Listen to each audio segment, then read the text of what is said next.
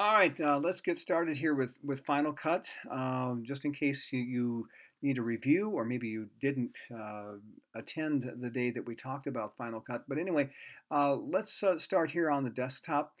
As you can see, I have an external hard drive. We've talked about that in terms of how important it is to maybe have some external storage. I mean, you could save it on the desktop of the computer, but that's really not a good idea. It will clog up the computer, and also, if somebody else messes with it, you're going to lose all your data. So you don't want to do that. Um, and also, if you leave it on the desktop of a particular computer in our lab, that means you will have to go back to that same computer each and every time you edit. So please get some external storage. As you can see, I have my media down here on this handy dandy SD card here named Brady 15. So I've got everything I need to edit. I have the stuff that actually some stuff that was shot in class uh, by students, and we'll cut that up here in just a little bit. But again, I have my external hard drive here ready to go, so we can save to that later. All right, let's go ahead and launch Final Cut. You'll find it down here at the bottom. And again, the first thing we're going to want to do when we get into Final Cut is to create a new library. That's kind of the way that the new Final Cut 10 operates. You used to start a new project, but the way things work now is you would go up here under File, and you would start a new library. And within that library, you will have events, and that would be maybe one event might be a group of projects.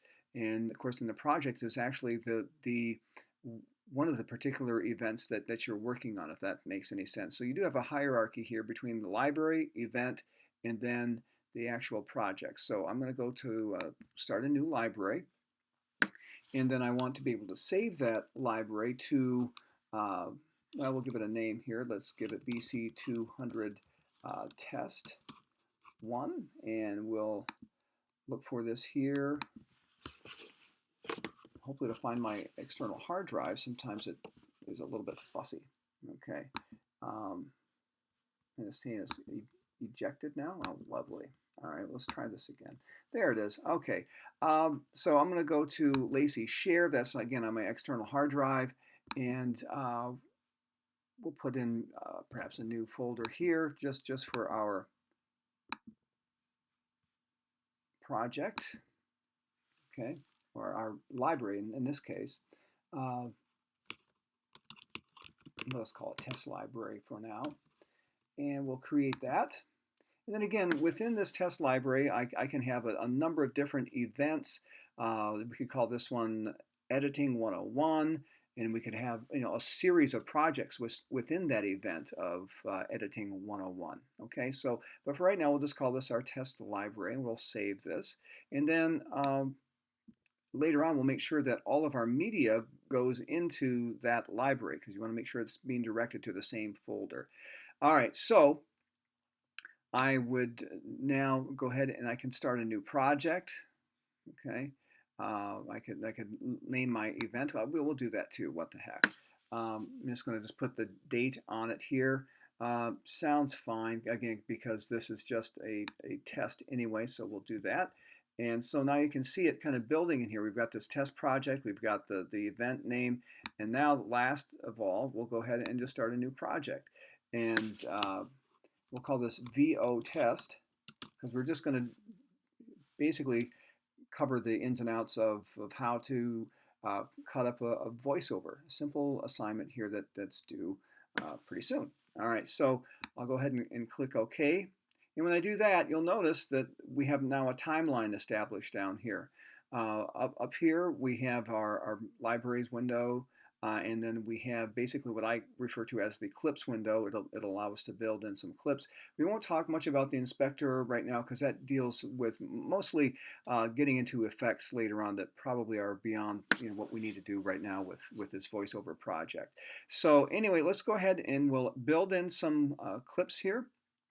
And let's go find them. And we can go ahead and import media. It's taking a while to think about this. All right, so it's building in some clips. And let's see, I want the ones from, September 8th. Those are the ones that have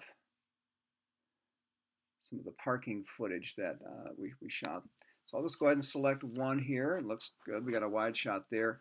And I'll just grab these and I'll just hold down Shift and just scroll down here and grab these. Some I may not use all of them, but just for now, I'm going to go ahead and import all of these. Now you may want to, again, if they're really long clips, before you drag them all or import all of these, you might want to weed some of them out. But I'll go ahead and do my weeding actually once I get it into Final Cut. But I'll just go ahead and import selected. And again, I want to make sure, again, that, so we're going to add this to the event that we created, and we also know that it's going to go to the library that we created. So it's going where we want it to go. So that's a good thing. So always check this. Make sure that your clips are going into your library and not into someone else's library or someplace that you don't want them. So I'm going to go ahead and hit import.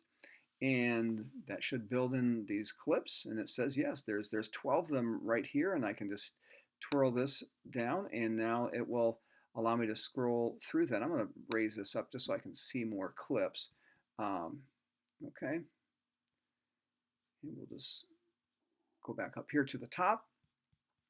And let's just take a look at some of my clips. And what I'll do here as I'm looking through these, I can go ahead and make some edit decisions. Which one do I want to start with maybe, or maybe at least do some pre-editing. So I'll go ahead and I could either start playing my clips here, but something we talked about in class, what I'm doing now, and of course you can't see that, but I'm putting my three middle fingers on my right hand, my index finger on J, my middle finger on K, and my right ring finger on L, and that's going to tell me or allow me to just play it. So if I hit L, it's going to play that clip forward, which isn't doing a whole lot right now. But if I want to stop it, I can just hit L. Okay, and I'll stop it right there. And if I want to rewind it, I could rewind it here. Okay. So I'm just hitting actually J to back it up, L to play it, and K to stop it. All right. So I'm not real impressed right now with that clip, so I'm probably just going to go on. We'll add another one. Let's try this one. We'll go with a slow pan. All right, that's okay. That's good enough. We'll back it up here. I'm going to go ahead and set my first endpoint. And the way I set my first endpoint is simply by reaching up with in my case, I'm going to use my middle finger to just tap the letter I. So I'll go ahead and we'll stop it right here, and I'll hit I, and it's going to set my endpoint, and I'll hit L, and it's going to continue to play it, and I can hit L twice, and that gets me through it a little faster, and I'll just maybe stop it there.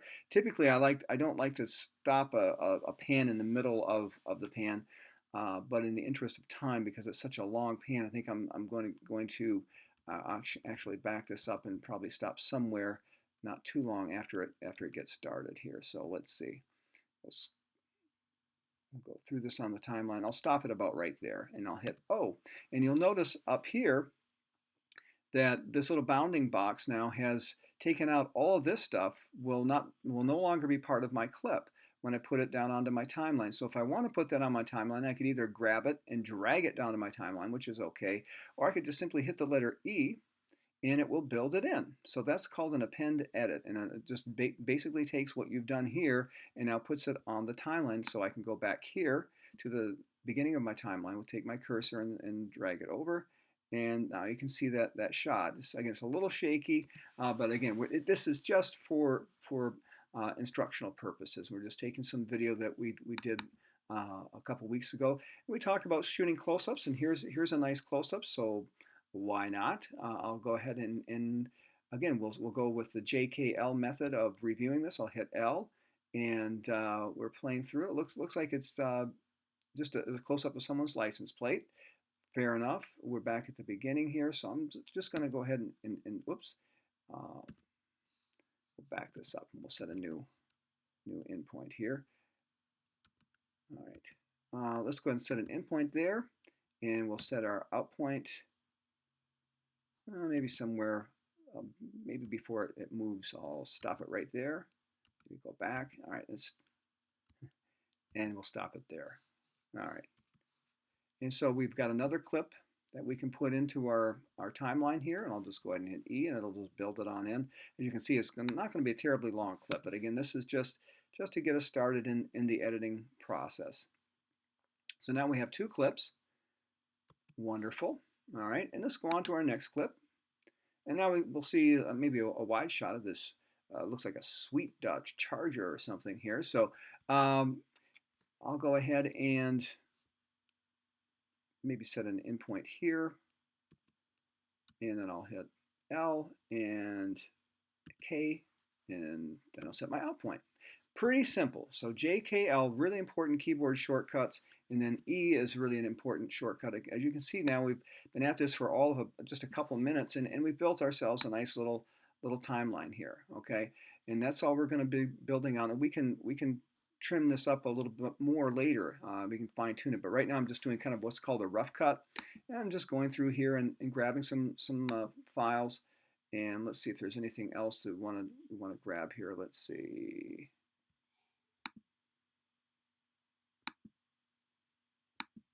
We're not going to be doing anything with an interview or stand-up right now. So I'm just going to maybe grab, yeah, I love this shot. It's a close-up, so maybe I'll get that. Let's see, we also have a wide shot here of the parking lot. I guess I could sprinkle that in somewhere too. I'll just go ahead. And again, these shots can be rearranged in terms of the order that they appear. It's another sweeping pan. Again, try to avoid pans because they just take so long to develop.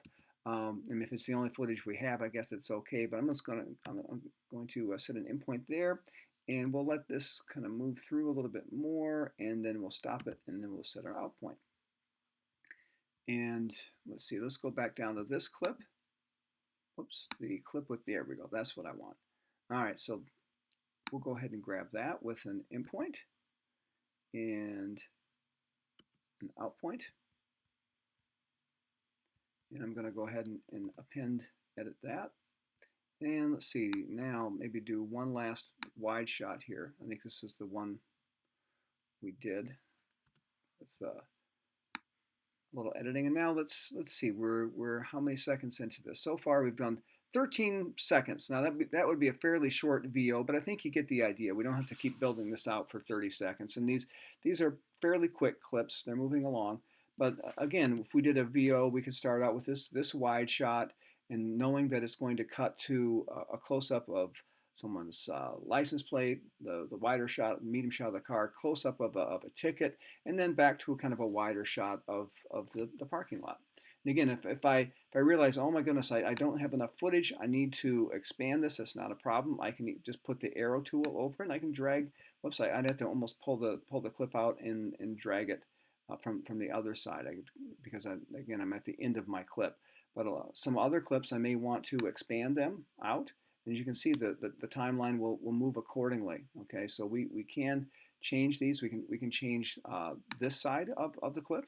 All right, I can add it this way if I wanted to expand that clip in size, or again I can add it on the other side. And you can see the cursor changing here. Maybe zoom in just a little bit here.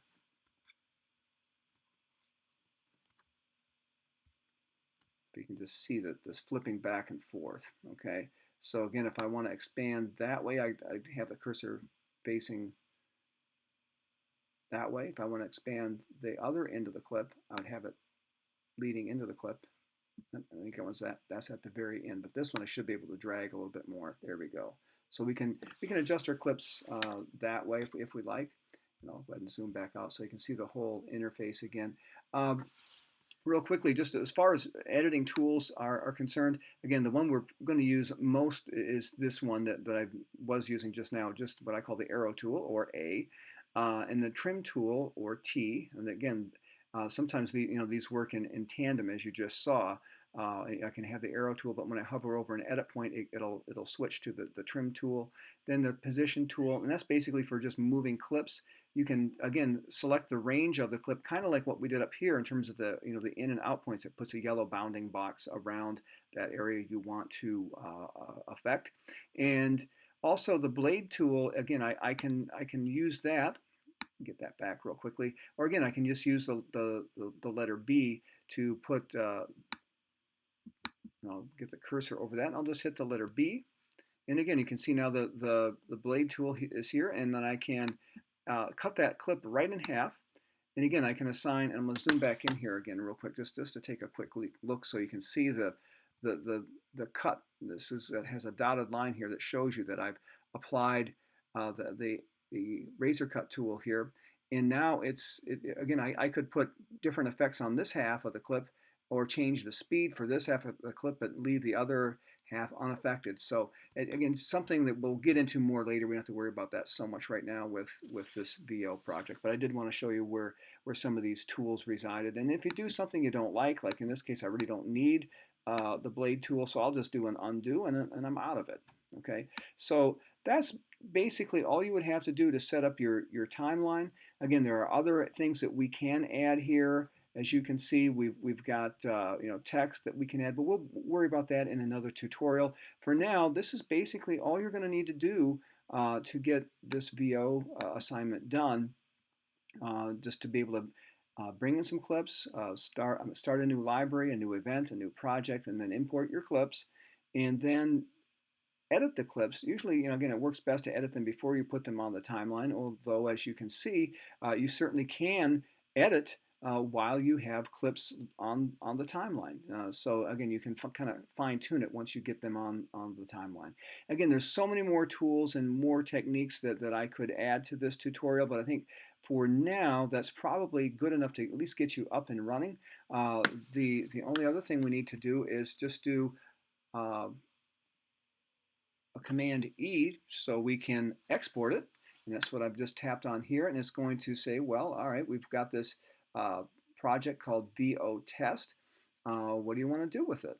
And it's going to export it as basically full res high definition. Okay, so I'm just going to say, yep, that's what I want, because then eventually I'll go ahead and upload this to YouTube, and you'll be watching it. So, and we'll call this VO test TV or whatever, and we're going to put this into my library, and we'll just go ahead and hit save.